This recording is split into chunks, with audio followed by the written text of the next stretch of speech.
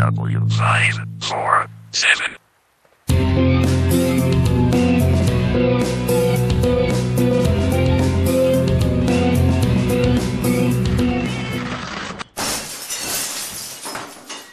Hey guys, just got back from Spain, and I'm a little bit deaf from spending too much time in the pool, so if I'm shouting in these videos, I apologise. Spain was awesome, but that's not what this page is for, so let's talk about this. I took off from an airport in Exeter, so my girlfriend's got family up there, and yeah, popped into the Blockbuster there, and they had a 3 for 10 deal. There's one game that I was interested in, and, you know, I think it's, if you look there, $4.95 each, so I thought, oh, it doesn't even make sense just to get one. So I bundled it up. This isn't the one, this is actually an extra I got, so I'll show you them all here. Altered Beast, this is the one I wanted to get. As, obviously, it's like a reboot for the series, I guess. It was released in about 2005, it is 2005, for the PS2. Poorly received, and, you know, Sega at that period were doing bad things with their old franchises, but I still wanted to play it, and, you know, at the time I wasn't willing to pay the full price, but yeah, when you look at it like this, and it cost you, you know, £3.33 and a third, it's kind of worth it, so I thought I'd give it a try. It turns out there's a 60Hz mode, which is delightful for me, and, yeah, I look forward to giving it a shot. It came with a book, and disc, which is in pretty sweet shape. Cool manual as well. But yeah, I'm just really curious to see how that works out, and probably for £3 it's not too bad. I don't think it looks that bad. I did play the new Golden Axe game they put out on the 360, and that sucked dick, but hoping this one won't. Also saw Project Sylphied, and I thought, well, yeah, you know, I don't know what the relation to this is to the old Mega CD game. It might be nothing.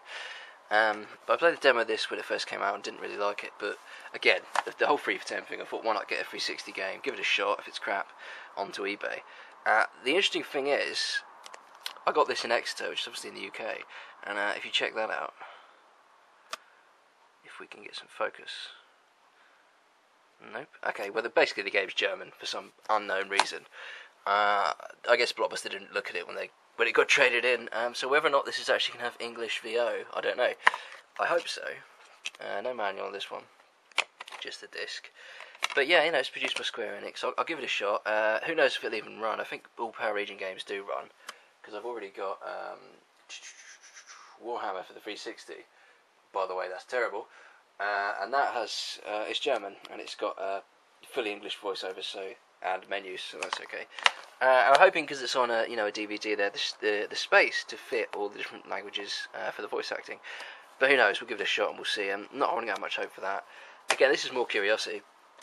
Saw WRC3 and I thought, well, like all the other games they had for the 3 for 10 was stuff I already had, or complete crap. And I thought, this looks like a decent running game.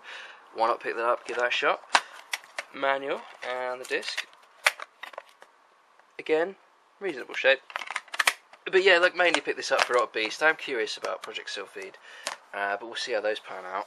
Those I think like are going to be rainy day games, with the exception of Altered Beast. Also, a few pickups, and these ones, a couple of them from Japan. So we'll look at this one first, which isn't. We'll have a look see. This, as you see, is a NES cart. Like, this is the most unoriginal NES purchase imaginable. In fact, you know what, with that said, you can probably guess what this is. What's the one obvious NES game that anyone's going to have in their collection? Like, the first one you'd get. There's, love this game, you know, who doesn't? And I particularly love the Mario All-Stars version, but, you know, I've never actually played the NES version. I mean, I have like 5 minutes and I played it on emulators, but I just wanted to own it for so long, and now I do, so that's really cool. I can't wait to play that, I honestly can't. Love the sort of NES sprites, you know, as cool as it was to play the All-Stars version where they redrew the sprites and redid the soundtrack. I really want to play it as it was back in the day, and now I can, so that's great. I probably will try and pick up all 3 Mario games with...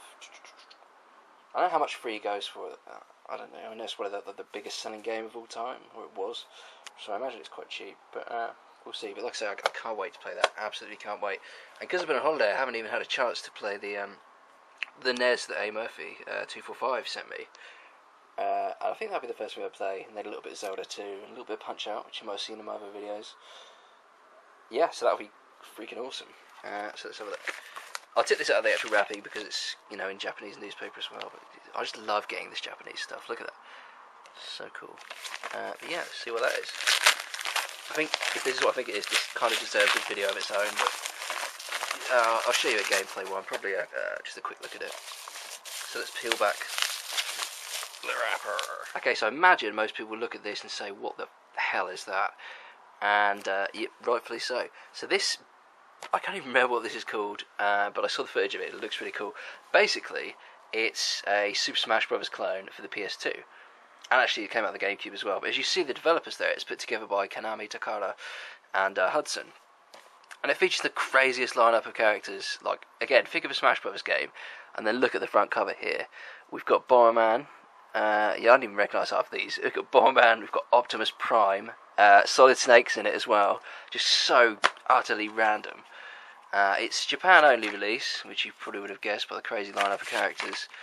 And yeah, it's just I literally saw this, and I think it was Edge magazine, and just thought, what the hell? How is this possible? The copyright laws in Japan are so different. It's absolutely nuts. Which is how you got Namco cross Capcom, or whichever way around that game is. And it's just amazing. It's such a weird sort of combination of things. I mean, I'm a huge Bomberman fan, I'm a huge Transformers fan, I'm a huge Metal Gear Solid fan, so I just thought, wow. I think that guy's from Castlevania as well. Again, these are probably franchises that are bigger in Japan, with the exception of Castlevania, Transformers, Metal Gear, and Bomberman. But it's so weird just to see them all in one game. What the hell? So I'll definitely be showing you footage of that one. Obviously comes complete with the manual, lots of advertising. Yeah, so I can't say much about this one just yet, other than, like, it just looks crazy as hell, and it's going to be so cool to play. So what else we got here? One more package from Japan. Let's pop this one out. This is a follow-up to the videos I've been doing lately on Bomberman. Last of the Bomberman games that I wanted to get for the SNES, and it's Bomberman 5, Super Bomberman 5. Can't say much about this one because I haven't really played it, but, like, I love Bomberman. I cannot wait to play this again. I'll put up footage of it. Hopefully people will enjoy it. You know, I think Bomberman's a bit of an acquired taste these days. I mean, I know it's fully accessible and it's fun and everyone likes it, everyone plays it, but I don't think you get as many die-hard Bomberman fans out there, like myself, as perhaps I'd like. But like I say, we'll take a look at that one. I really can't wait to play it. And as always, I'll post some new videos shortly. Got a lot of new packages on the way, so yeah, thanks for watching. Dan W. 5, 4.